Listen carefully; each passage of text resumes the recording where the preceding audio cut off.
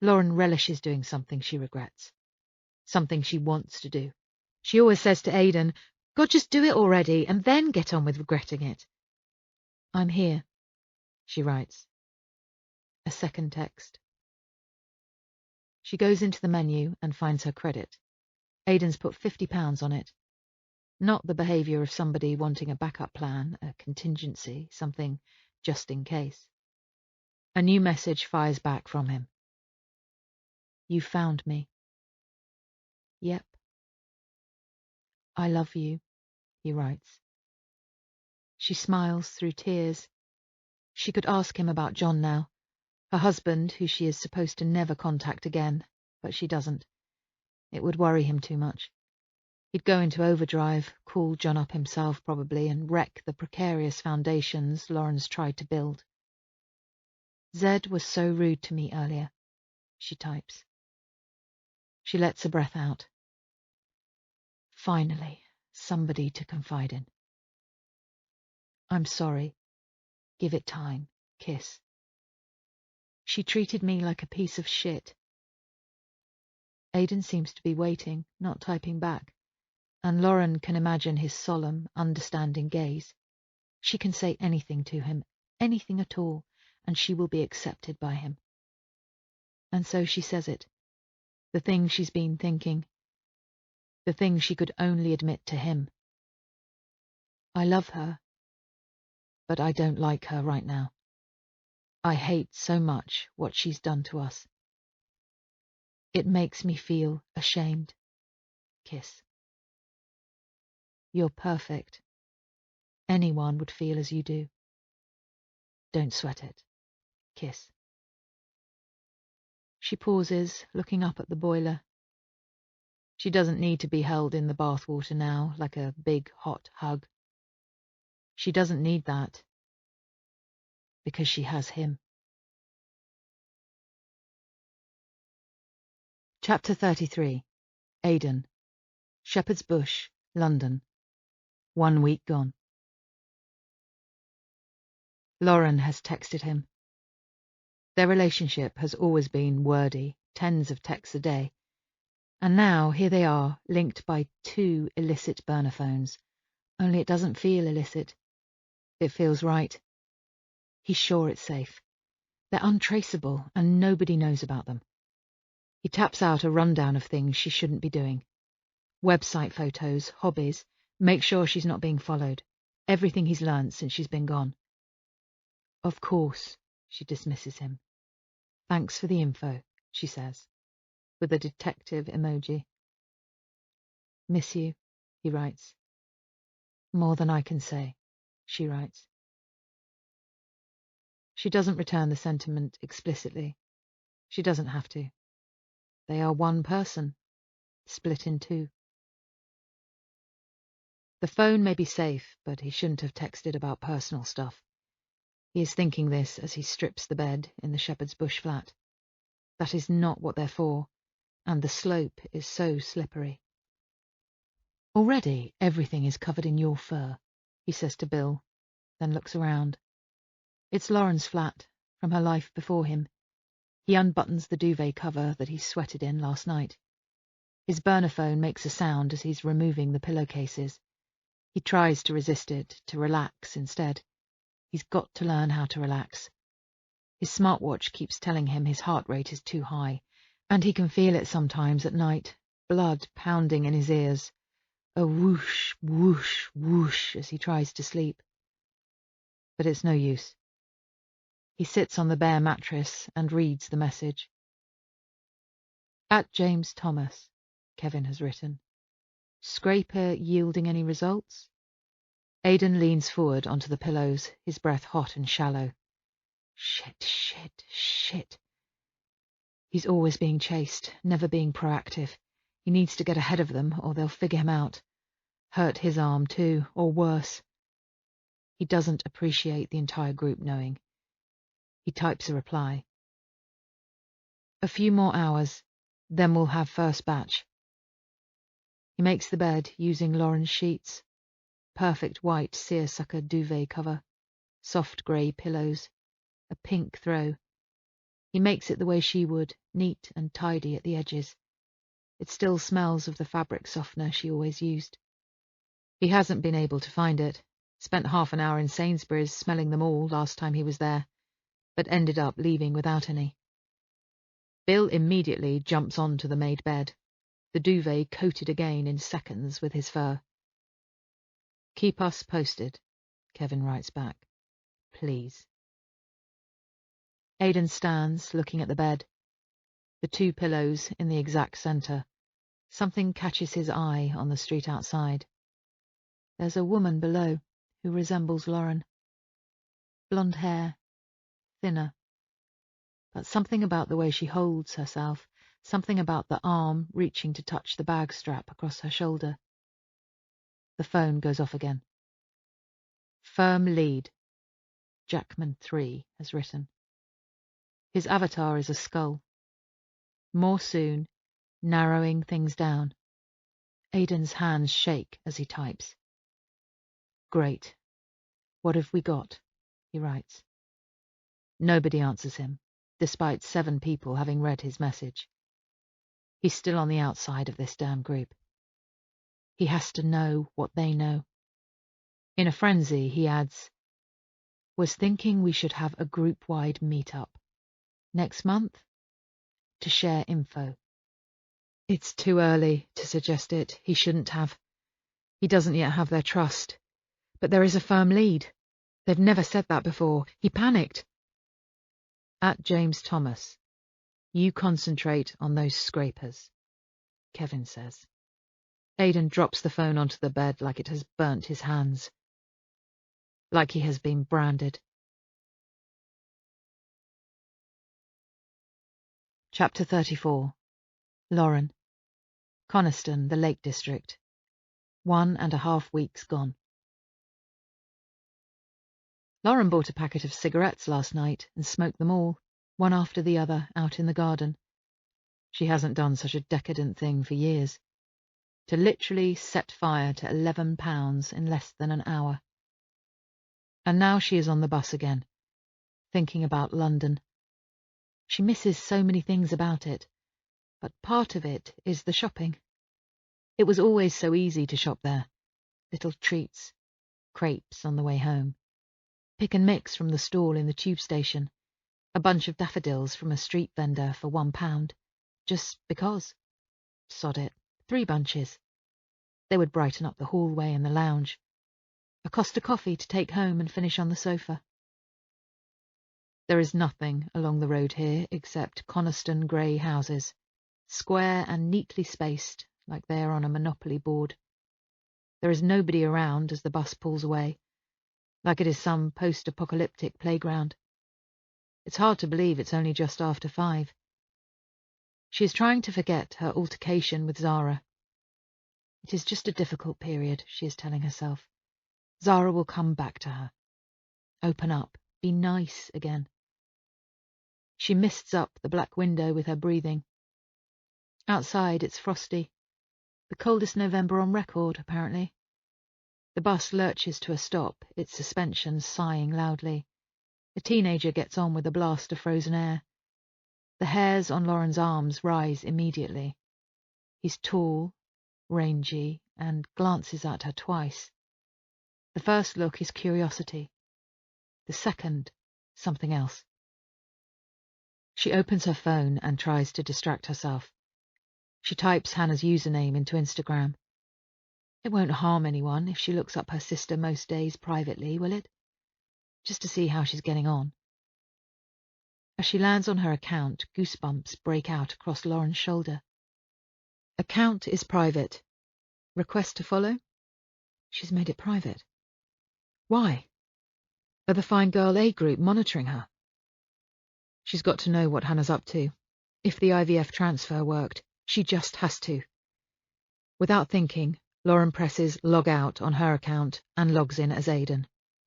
Aidan Madison 5. Password, this is encrypted. She's in. She navigates immediately to Hannah's post. Chapter 35. Aidan, Central London. 1.5 weeks gone. Look, I'm sorry, Hannah says to Aidan as he kisses her on the cheek. One of her curls attaches to his beard and she laughs awkwardly. They duck into a nearby restaurant. I'm sorry about last time. I gave you the 3rd degree. She smiles up at him, revealing the gap between her front teeth. They're seated, and Aidan finds that he likes, despite himself, to see a poor facsimile of his wife. Different smiles, different hair. Hannah's is dark and curly, but definitely a resemblance. Something around the brow bones, the mannerisms too. How's it going? Hannah says, looking directly at Aidan. She glances down at the drinks menu. He is envious of her for just a second. She has only lost her sister. Her grief is simple. You know, it's tough, Aidan says, trying to ignore the ghostly presence of his wife at the empty seat next to him. She'd be on the wine. She is almost here with him, his beguiling wife. He knows her so well he can construct her out of nothing. Like she is a work of art he sculpts into being. A waiter approaches and Aidan orders a beer. Hannah a lemonade instead of her usual vodka and coke. He knows then. His head drops. He should be feeling pleased for her, but the consequences of it stretch out in front of him like a straight railroad. Hannah fusses with the menus while Aidan's heart strains in his chest. When their drinks have arrived, Aidan sips his beer, enjoying its malty coldness, watching her, wondering when she will tell him. He knows the Starling sisters well, and sure enough, she does it immediately. Look, I just told Insta literally 2 seconds ago, so now I want to tell you. The embryo took, she says. Despite the sombre dinner of just the two of them, and despite the fact that Aidan keeps watching the window in case somebody is watching him, his chest feels full of hope for just a second or two. One beautiful baby inside me, Hannah smiles. She looks disbelieving as she says it. Oh, congratulations, Han, he says sincerely. Hannah raises her lemonade to him. Hard won, right? Just a bit, Aidan says. His face is hot. He's smiling at her, he hopes, nicely, but inside thoughts are going off like fireworks. He grips the edge of the table. He needs to sort this out, work it through. What it means for them, that their blended family is growing across a wound where Lauren once was. He stares at the menu, thinking. Sea bream with winter greens looms up at him as he tries to think. Corn-fed chicken. Right. What should he do? Hannah has been trying to get pregnant for 4 years. She's never managed it. She once told Lauren while he ironed awkwardly in their living room, within earshot but probably not supposed to be listening. Not a chemical pregnancy, not a period a day late, nothing, Hannah had said. But you ovulate, so I'm sure... God, I know it's tough, but I bet it is just a matter of time, Lauren had said. How much time, though? Hannah had said. A year, tops. It has taken 3 more. The IVF started a few years ago. Hannah never spoke to Aidan directly about it, but as things go sometimes in families, she expected that he would be told, had once shown Lauren a row of injection marks across her stomach in front of him. It feels so wrong to hide this from Lauren. She's been there through all of it. 100 pregnancy tests at least. Hannah used to order them in bulk off Amazon. But then what will Lauren do if she finds out? Squid ink pasta with a parmesan crumb. He can't think here. He excuses himself and goes to the toilet. He stares at the mirror. His shirt is rumpled. He doesn't suit a beard. He looks like a professor or something. He leans over the sink, his head near to the taps, thinking. He blinks, looking at the reflection of one eye in the polished metal. In the quiet of the bathroom, it comes to him. if she finds out, Lauren will contact Hannah. She'd do it immediately. She'd breach protection. That is what she would do. He knows it as easily as he recognizes his reflection in these taps. He knows his wife. Zara is her priority. But Lauren is hot-headed, makes decisions based on heart, not head. She would risk everything, as she would for Aidan if he asked her to, as she did for Bill. There is consistency in her wildness once you know the rules, and Aidan does. So she mustn't know. He stands upright again. He will have to keep it from her. His poor wife. He is tasked with shielding her from the happiest moment of the past 10 years, and all in the name of protection. Protection. He fucking hates it. Will Lauren find out? He says later, once their food has come. Hannah shakes her head. No, I don't think so. But the internet. It's on lockdown. I'm not accepting anyone new on Insta. I decided the other day, just in case. You can learn a lot about me from that account. Right, Aidan says, thinking. That's good, but it's such a small world. Could you take it down? He says. Your post. Just for a bit, just while Lauren is still so... It's all so new. Breaches always happen sooner, before the people in protection are properly settled in. Maybe, yeah, Hannah says. Yeah, you're right. She gets her phone out and fiddles with it for a few minutes. Done, she says, looking back up at him. She stares out of the window for a few minutes, sipping her lemonade and thinking. Aidan gazes at her profile, half in the restaurant's light, half in shade. There's so much Lauren in her. Yes, yes, the forehead, the hairline. He is mesmerized. Weird for you to know. And not her, Hannah says eventually, biting her lip and looking down into her lap. Aidan is still staring at her, still trying to find the features of his wife hidden amongst hers, so says nothing in return. When he gets back to the flat, he sees that the dog walker Poppy hired has been and taken the money he left out for her. Bill is tired, sleeping in his basket in the bedroom. Aidan reaches to stroke his head. He lets out a little low whine, a sad whine. I miss them too, Aidan says to Bill. I miss them so much. Chapter 36. Lauren. Coniston, the Lake District. 1.5 weeks gone. It's a positive pregnancy test. Hannah has put a positive pregnancy test on Instagram. Lauren's eyes race over the caption. I would be doing you a disservice if I kept this private. I have faithfully chronicled every step of my #IVF journey here. Every injection, every egg harvest, every failure, every false hope. And now, here we are. Transfer day has been and gone, and right now, right this second, I am #pregnant, #4 years in the making, #48 periods later, #perseverance, #never give up. Lauren's eyes are hot and wet. Not just the pregnancy, not just the years and years and years of toil, but the fact that, right now, a brand new relative of Lauren's is growing in her sister's womb. She logs out as Aidan and back in as herself. Hannah must have gone private because of the group. She must be saying no to all new follower requests, despite wanting to grow her following. It's all for Lauren.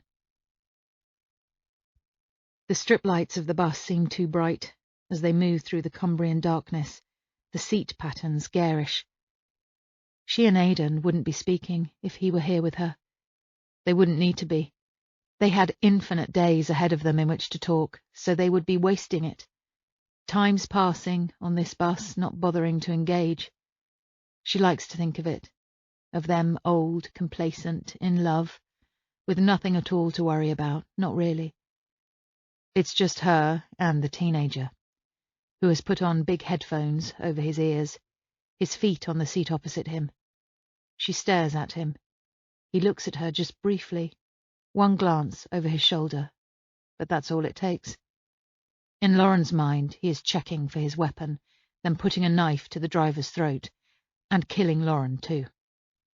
Google Maps tells her she is one stop away from her house. She still doesn't know exactly where she lives, and so she presses the stop button and dismounts in a panic.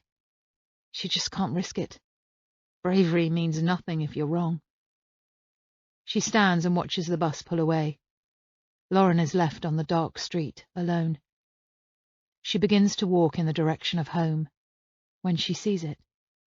A lit-up shop with a little red postbox outside it. The light casts a golden glow over the pavement. Shopping. That will make her feel better. She's entranced by it. She's tried to explain it to Aidan before. She loves all shops equally. Tesco, service stations, shopping malls, designer outlets, museum gift shops. It is the warmth, the yellow lighting, the quiet aisles to browse, the permission to buy something special, something nice to cheer her up, a pick-me-up. The paper bag handed over at the till, the new possession brought home, unearthed, placed somewhere. It's a drug to Lauren. She is alone up here in the wilderness, missing the magic of seeing her sister's body do what she always knew it could. She's pregnant. She's actually, finally pregnant. The baby will stick. Lauren just knows it will. And she's fucking missing it. She lets herself into the shop.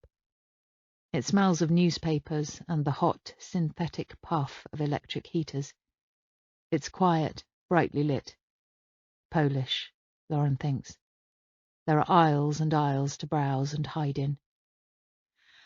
Ah, this is better, she thinks, as she wanders up the biscuit aisle. Polish biscuits lie before her. Her breathing slows. It's just her, the shopkeeper, reading a magazine, and an aisle full of treats. She takes her time getting to know this shop near her house. She buys a pint of milk, a mint aero, and some Radox. Wishful thinking. Then stops at the counter as the shopkeeper scans them. Her hands still. There's a display next to her. At first, she thought it was a tourist-style stand of postcards. But it isn't. It's skincare. She reaches to finger a slippery packet. It's a Polish sheet mask. She's never seen one before. She turns it over, the plastic cool between her fingertips. An alarm sounds as the door opens and another customer walks in, but she doesn't look up. A sheet mask. What are the chances? It's a sign. She passes it to the shopkeeper and adds a large brown envelope, a book of stamps, then pays for everything. £10, cash, part of the set-up fund from the Department of Protection.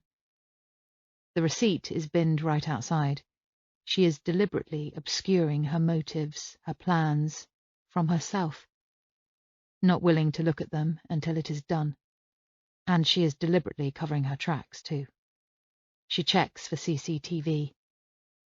None. Next, she Googles postmarks. They're no longer used, only for small letters, according to a forum, which she chooses to believe. If the envelope is above a standard size, then she's safe. The only thing that will be marked on the envelope is a code, which Royal Mail employees alone have access to. She's safe. She leans against the postbox outside the shop. She finds an old pen in her handbag. She was allowed to keep her fucking pens. And scribbles the address on the envelope, peeling off the 59p sticker and sticking a couple of stamps in its place. Hannah Starling. She has written this address so many hundreds of times. She puts the face mask in and, on the inside flap of the envelope, across the seal, in scrawling handwriting, writes, "Congratulations," And then, in case there's any doubt, given that she is supposed to be missing, she signs it off L. Kiss, kiss, kiss. Nobody will know. Nobody except Hannah. And Hannah won't tell anybody. She can trust Hannah. Of course she can. She's her sister. Lauren places it in the mouth of the postbox and holds it there for just a second.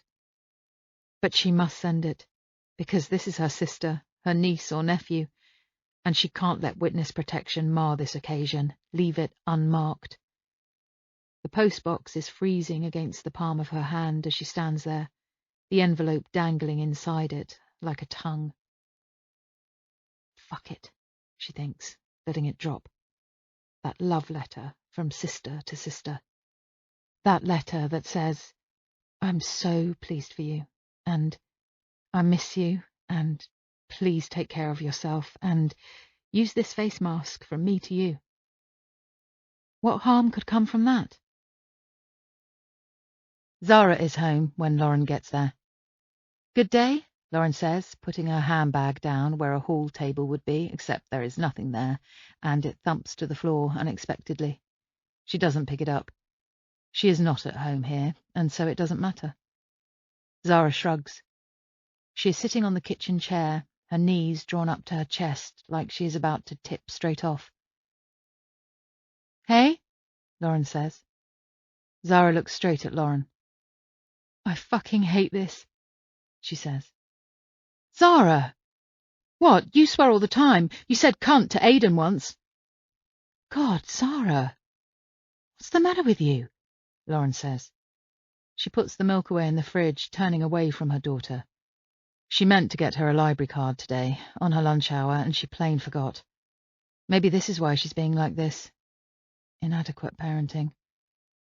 I can't do this. Here, Zara says. I fucking hate it. I fucking hate it. All the lies. Lauren looks at her, not saying what she wants to say, which is, so why did you lie then and land us all here? Instead, she says nothing, reaching out to Zara, a squeeze of a hand. She waits for a second, feeling Zara's hot fingers in hers. I know, she says softly. I hate it too, she adds, though she shouldn't. She shouldn't confide her own problems in her daughter. She should be better than that. It sucks, Zara says softly. As Lauren crosses behind her to go upstairs later, she sees her daughter Googling something that makes her stomach drop. How to make friends, it says. Lauren cries properly as she walks upstairs. Oh, my baby girl, she is thinking. But the internet is not the answer. The internet is loneliness. The internet is separateness. No wonder you were rude to me. She can't do this, she thinks, walking along the landing alone. She can't parent alone. She doesn't know how to do it. Aidan drew boundaries and Lauren and Zara crossed them. That's always how it's been. She reaches for the burner phone. She catches something, just a whiff of it. The scent of Aidan on the phone. She sniffs and sniffs, but she can't catch it again. The scent of Aidan. Of home. Chapter 37. Aidan.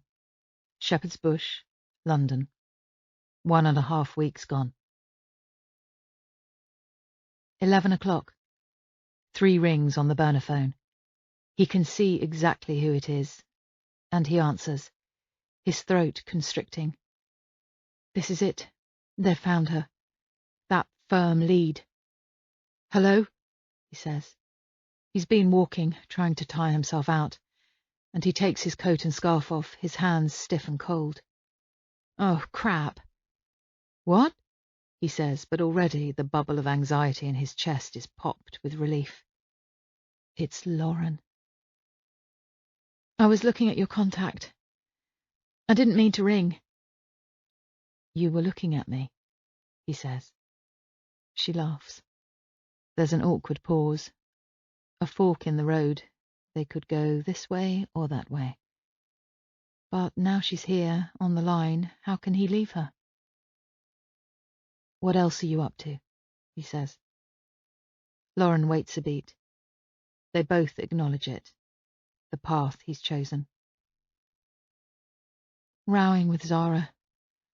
I just want a hot bath and to forget about it. Have one, he says. I can't, this boiler, she says. She lets a sigh out, a sort of sexy sigh, and he closes his eyes. This fucking boiler. You're calling me for plumbing support, he says. I miss you, she says. She says it loudly, boldly, and Bill must hear her voice because he stands straight up and barks at the phone. Bill, she says. He misses you. Will you put him on? What? Aidan says. Put him on. He's a busy man, Lauren. He owns a computer empire, Aidan says, smiling the first true smile he's felt in months. Tell his secretary it's Lauren Starling, she says with a laugh. Aidan dutifully places the phone next to Bill's ear. He can hear Lauren cooing to him. Bill barks back. When he puts the phone back to his ear, she says, I just want a hot bath and it won't let me. He lies down on the bed. It's warm in the bedroom, the heating on full and the linen still smells like her. A low bass thrum of pleasure fills him up just like it did in the early days, when he wanted her so badly and had to play it cool on their calls. What's it doing? He says, a smile in his voice. He can just imagine her. Vintage Lauren, up late, manically trying to have a bath she probably doesn't even want anymore. The hot water lasts exactly 5 minutes. You can time it. Pressure all right? I turned a tap. It's at full pressure. Are you running the bath taps on full? Yes. Don't, he says, rubbing his feet together absent-mindedly. Run them so they're a dribble. See if that works better. Sometimes the water runs cold because it runs past the pipes too fast. Guilt is nagging at his stomach. She's safe. He shouldn't be taking her calls. This is the very top of the slippery slope. But he can't bring himself to say goodbye. He can't bring himself to leave her. Not again. Everything is... I just want a bath. I know, he says softly to her, thinking of the space at the table with Hannah, thinking too of what he knows about Zara, meeting homeless people, knowing valuable information. Aidan isn't going to tell her either of these things. It won't end well. It's not the right thing to do. Neither piece of information will benefit Lauren.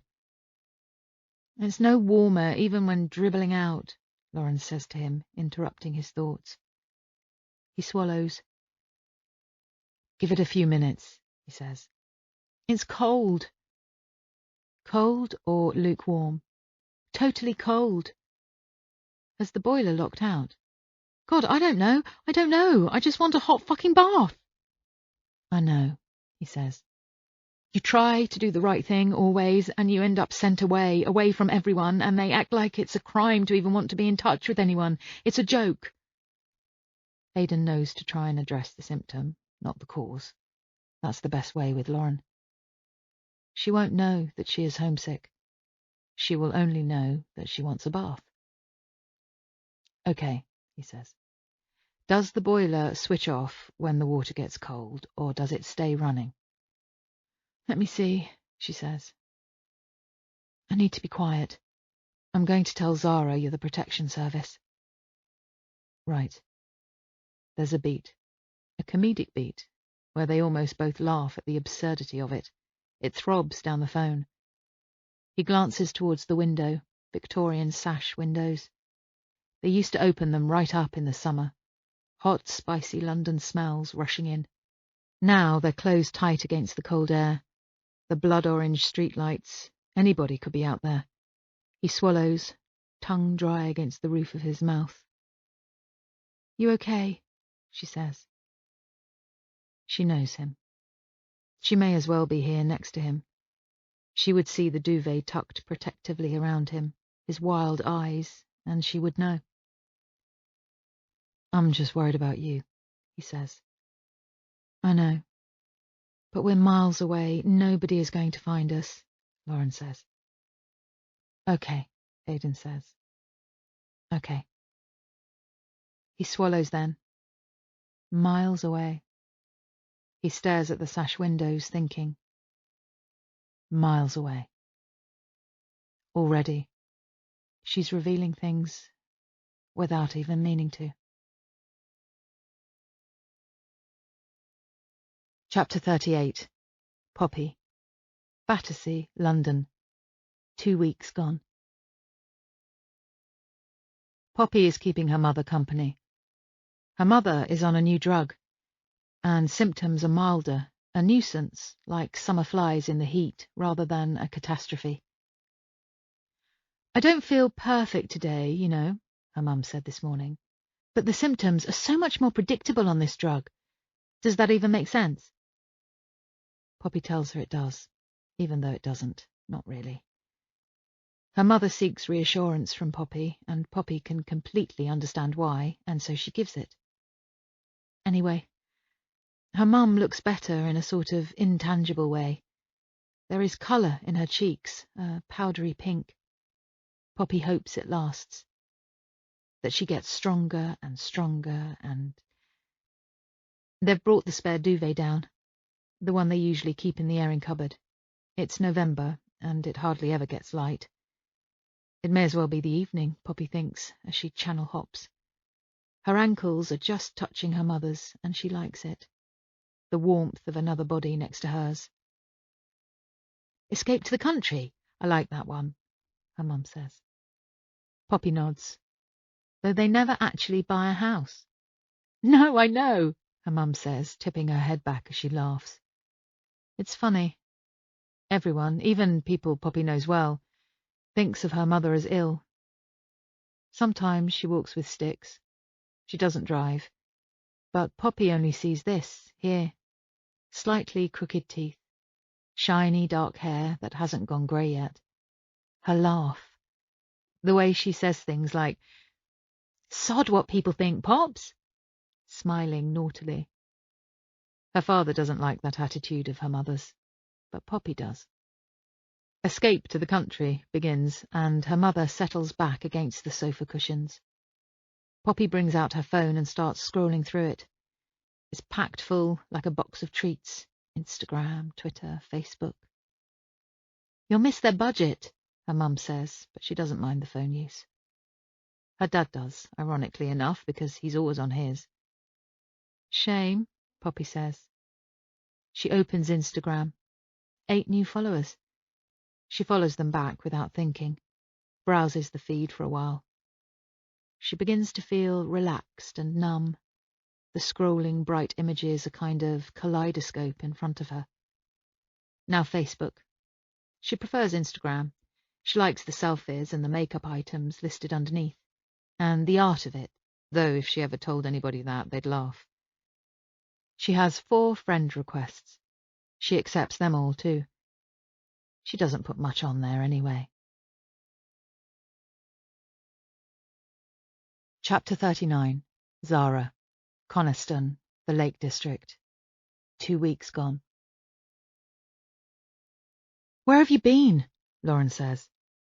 "Nowhere," Zara says, which is true. She's been around the block. What's it to her mother what she's been doing? She can't tell anyone that. She feels so pent up, like the tension she has always carried with her, inexplicably at times, has begun to boil. She wants to join the after-school literature club, but she is worried she will have no friends if she does. If she does the things she wants to do, her school friends will reject her. If she tells white lies in court, her family gets destroyed. There must be something wrong within herself, she is thinking, as she stares at her mother's bewildered expression. She must be rotten to the core. There is a civil war raging inside her. Who she wants to be, who she should be, and who she will be accepted as. None of them match up. They never have. And witness protection has made it all worse. In doing the right thing for Jamie, what did Zara get in return? Absolutely nothing. She grits her teeth as she thinks about it. She has, instead, been robbed. Of her family, her friends, her dog. She had no idea how much she would miss Bill. The rhythmic slosh of him drinking from his water bowl. The way he was terrified of the vacuum cleaner. The way he didn't understand the dishwasher and used to look at her like, the plates live in the wall, every single time she opened it. You can't just be half an hour late and not tell me, her mum says. Her eyebrows are raised in exasperation. I can, Zara says. Fuck it. Let her be unlovable. It's dangerous. Don't you understand that we're here because it's dangerous? If you fucking speak to me like that again, Zara says, feeling empowered suddenly, adult, I'll make your life miserable. Her mother steps back in shock. Zara has never shocked Lauren. But it feels good. The anger has been a stopped bottle. And Zara has pulled the top off. Chapter 40. Lauren. Coniston, the Lake District. 2 weeks gone. Lauren is baking cookies. It's her day off from the nursery, and she has tried everything today to stop the heartache. She's tried a hot water bottle, chocolate bars, and crying. She downloaded a stupid app where you tell people your secrets, anonymous people, but she deleted it because she couldn't type hers in the little box. She ordered an entire sticky toffee pudding to the house and ate it in one sitting, her stomach fat and distended afterwards. It didn't work. She didn't feel anything. She's losing her daughter, her bookish, moral daughter, always composed. She blew up. Lauren loves her, but she's so angry with her too. How dare Zara be so rude to her, the only person in the world ostensibly on her side? And so now here she is, self-soothing via the medium of baking cookies, even though she will feel too sick to eat them. They're called Abbey biscuits, Hannah's recipe, though Lauren can't remember it. Oats, syrup, butter, flour. Was there something else? These biscuits that she's made hundreds of times with her sister aren't coming together in her kitchen. The mixture feels like cement, so dry, not combining. The cookies crumble as she scatters them on a baking tray and tries not to cry. She added too much flour, maybe. Or was there an egg? Fuck it. She kicks the oven door closed. Fuck the Witness Protection Service. They've taken everything from her, and now she's losing her daughter too. She sits on the kitchen floor, the tiles cool underneath her, and cries. She doesn't miss her family and friends today. She misses herself, the Lauren she used to be. Part of her identity was the people in her life, the location in which she lived, the job she did, the kind of parent she was, the daughter she had, anxious but biddable. Not ever hard work, even when she was little. She takes a shower, and the water cools to freezing as she races to wash the conditioner out. As the icy rivulets track down her spine, she lets out a moan of frustration. In her bedroom, she opens the burner phone. She stands there for a second, then dials. But he doesn't take her call. She shivers, freezing shower water on her skin, rejected by the man she loves. She reaches for a towel, warm from the brass radiator, and wraps it around her, pretending it is him. That is what Lauren does these days. Pretends. All of her intimacy is artificial. She cuddles up to a row of pillows in bed. She informs an imaginary friend, Aidan Madison, of all her news. And so she tells him now, for real, on text message, about Hannah, because she knows he will call her. It's manipulative, it's wrong, she knows, but she does it anyway. She has lost her life, and now she feels like she is losing her daughter to some teenage rebellion. She just wants a dose of normality, just one, swallowed down like medicine. I sent something to Hannah. Aidan rings her immediately. It's finally happened for them, Lauren says. So I had to send something. How did you know? I used your Instagram login. Jesus, Lauren. Are they pleased? Yes, very. Lauren's entire body relaxes. They could almost be brushing their teeth together, bodies in each other's way, debriefing. They have had hundreds of conversations like this about Lauren's sister, hand in hand on New Year's Day at 2 o'clock in the morning, coming home from a party at Hannah's. Did they kiss at midnight? Lauren had said. Aidan had rubbed a hand over his face. You were supposed to be kissing me, not monitoring them, he'd said, you big gossip. I wonder, is she anxious? Will she have extra scans? Lauren asks now. I don't know, Aidan says. Was Conrad pleased or worried? I always wondered if he was as up for it as she was. You can't be doing that, Aidan says, posting things to them. Is she well? Lauren says. I think so, Aidan says distractedly. Look, I got the worst sickness in the first trimester. I was admitted twice for fluids. Lauren is gabbling just to keep him on the phone. She misses him so much. I think she's fine. Where did you post from? Outside a convenience store with no CCTV, Lauren says proudly. Aren't parcels postmarked? No, I checked, Lauren says, admittedly, on a forum. Look, she won't tell anybody. Lauren, they are watching everyone who used to be connected with Zara. Hannah's her aunt. They'll probably go through her rubbish. What did it say? She won't throw that out, Lauren says. I'm just worried, he says. I'm trying so fucking hard to keep you safe. What did it say? It's fine, Lauren says sadly, not wanting to spend this precious time fighting. I wrote congratulations on it. That's it. Right. And an L. Lauren! Tell me something good. Zara shouted at me earlier. She says it even though she doesn't want to wallow in the swamp waters of this topic. Zara? I know. Wouldn't tell me where she'd been. I don't even know if she's made any new friends. What's going on? Oh, just more rebellion, I'm sure. She's just angry and I can barely even comfort her. Aidan sighs, a soft, sad sigh for her. What fabric softener do you use? He says. Distraction. He knows her so well. I can't get it smelling the same. Lauren smiles as she tells him the brand. He's smiling too. She can't see it, but she can hear it in his voice. She closes her eyes and conjures it up. That smile. Like a crack of thunder, like a downpour after a drought. She is drowning in it, that wide, white, bright smile of his.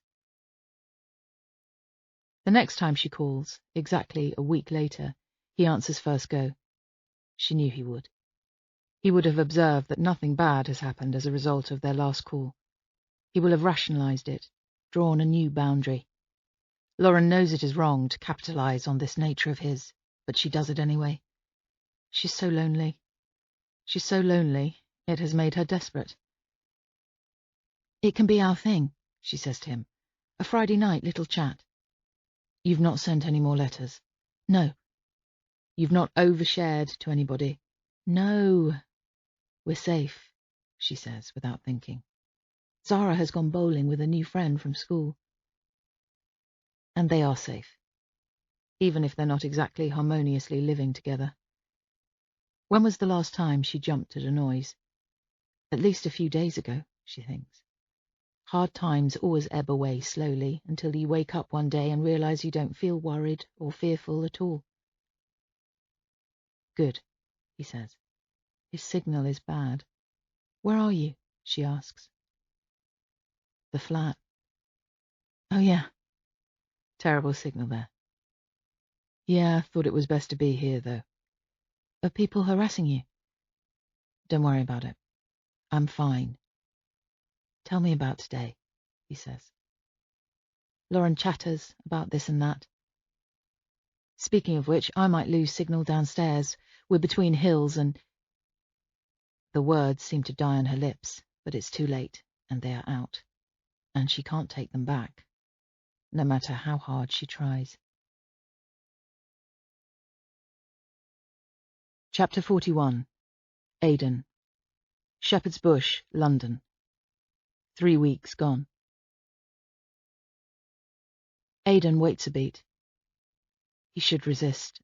Oh, he should resist. But surely if he knows where they are, it's better. If he knows, then if the Find Girl A group guesses their location, he'll know whether or not they're right. At least 300 miles away, in between hills. Are you near lakes? Aidan says. Yes, she whispers. The hairs on the back of his neck rise up slowly, one by one, until his entire back feels shivery. He tightens the duvet around his shoulders like there's a draft. The Lake District. Aidan cannot imagine Lauren in the Lake District. She is a city girl, a shopper. She can't even drive. She does not appreciate stark beauty and bleak landscapes and bodies of water. She likes Westfield Shopping Centre, late-night corner shops and yo sushi. God, bet you're loving that, he says. Lauren laughs softly, sadly. So now you know, she says. Now I know. You can't come looking. I won't, he says. He pauses. Bill would love it. He would, but you can't come. I know. That's where he will draw the line. He can call her on this phone he knows to be safe. He'll only ever do it here, inside a locked flat late at night. But he won't go there. He won't visit her. Those are his new rules, written and rewritten. The lines in the sand moving constantly, a tide moving further and further out. But these are the absolutes. The tide can only go out so far.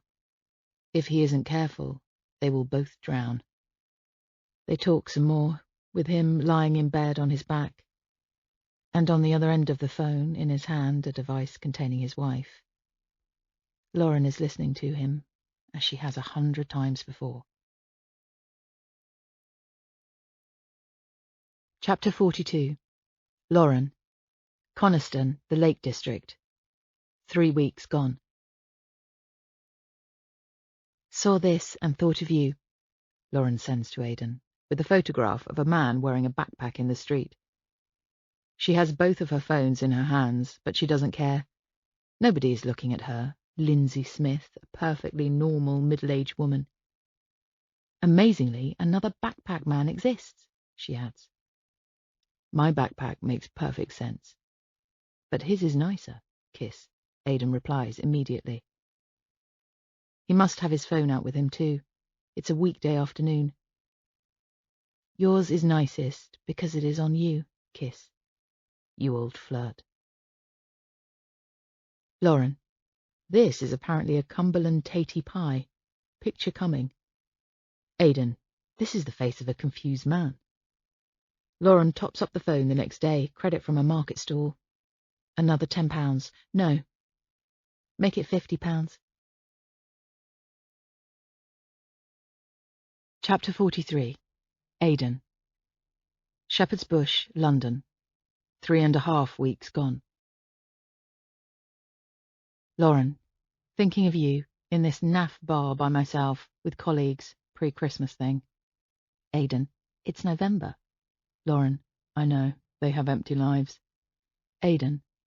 I'm walking to running club. Put your burner phone away. Lauren. Everyone is completely self-involved. We are safe. Anyway, yours is out in public. Shock horror. Aidan. True. Lauren. I think we're fine. Hannah has had an early scan, and she wants to show Aidan the photograph.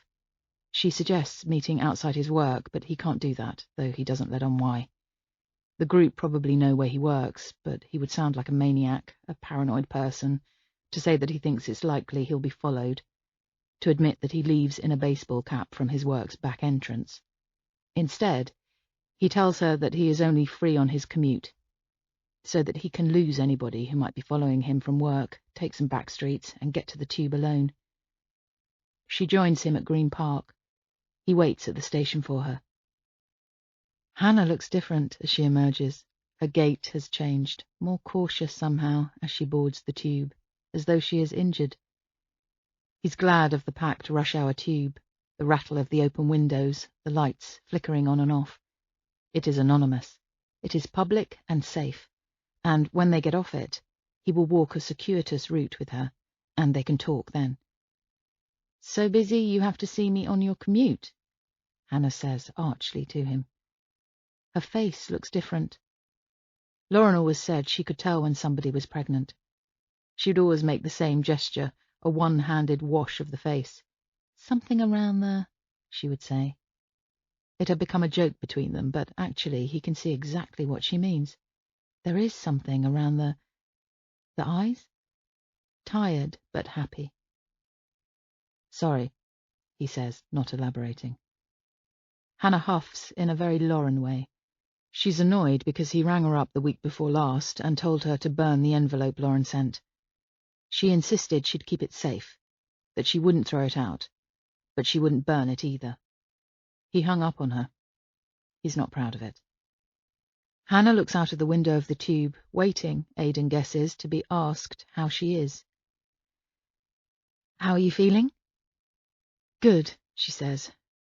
"Weird, though. Feels like there's a balloon in my stomach. I'm so gassy." They lapse into silence until they get off at Holland Park. "Lauren said she got really bad sickness," Aidan says once they're on the stairs, catching Hannah's eyes. Her dark curls are obscuring one of them. "In her pregnancy. She told me ages ago," he adds quickly. God, how amateur. He may as well have said, "We haven't been speaking on burner phones." "That's okay so far," she says. "Early days, though." Aidan directs them into an alley, walking in the opposite direction to his flat. The street is slick with rainwater. A chip shop pushes fried smells out into the air. Hannah reaches into her pocket and opens the NHS piece of cardboard. The scan inside. It looks exactly like all scan photos he's seen. Black, white, pixelated. Something resembling an alien in the centre. Aidan could send Lauren any scan off the internet and she'd never know the difference. But nevertheless, he takes a photo of it on his phone, smiles briefly at Hannah, and passes it back to her. "Fingers crossed," he says, because it seems churlish not to acknowledge her anxiety. She winces, and he guesses he said the wrong thing. They emerge onto a side street, passing behind a set of 60s office blocks. It begins to spit rain again, and Hannah wipes at her face. She bites her bottom lip with those gappy front teeth and nods. "Where is the envelope Lauren wrote on?" he says quietly. "It's safe. Don't worry. I told you I'd keep it safe." She gives him the exact same wounded look Lauren would, an indignant sort of expression. Aidan can't help but smile at it, mostly because it reminds him of all the times he has been on the receiving end of it. In a simpler, past life, when his errors related to saying no to rescue cats and elaborate holidays. It wasn't postmarked anyway. "But if they know you're in touch, Hannah, they will come to find you and make you tell them." "Will they?" she says. In her eyes, he sees his own former doubts echoed there. Why would a bunch of football fans care this much? "Did you tell anyone?" he says. "About the envelope?" They're walking quickly in the November cold, in between two office blocks and out onto a high street with a Pret on the corner. Hannah's eyes avoid his. "Conrad," she says. Aidan nods. "And a friend," she says. "What?" Aidan says. It comes out too loud, and Hannah winces, moving away from him. It's okay, he tells himself, though he doesn't believe it. He is the captain of the Titanic. The orchestra is starting up, the lower decks are filling with water, and he's listening to a fucking violin concerto. "It's hard, this," she says. She gestures vaguely to, Aidan guesses, her own baby, and then to him. "My sister is—" "I know," Aidan says, thinking selfishly, it's harder for me. Not only missing Lauren, but trying to keep everything taped together. Plasters over wounds that are lacerating faster than he can cover them. Who's the friend? She's called Molly. Aidan waits, looking at her. She isn't going to tell anyone, Hannah adds. Her breath clouds up the air in front of her. They walk past a coster, and she is silhouetted against it, and once again he sees Lauren, the slightly crooked nose. How do you know? You weren't going to tell anyone, Aidan says. We spent the day together on Sunday. We went walking. Bushy Park. I don't know. I just told her. Look, I told her not to tell anybody. I'll make sure. Aidan looks beyond her, into the coster full of Christmas drinks. They walk on, past a bank. Hannah looks up at him in the gloom, those tired, happy eyes. They part ways, and Aidan gets the tube 2 stops one way, 2 the next, just to confuse anybody who might be trying to follow him. The lights flicker and go out halfway back home, and he enjoys sitting in the dimness, thinking. Lauren tells one person, Hannah tells one person, Molly tells one person, each of those people tells another. Promise you won't say anything, but... That's the age they live in. Information is gathered and disseminated to those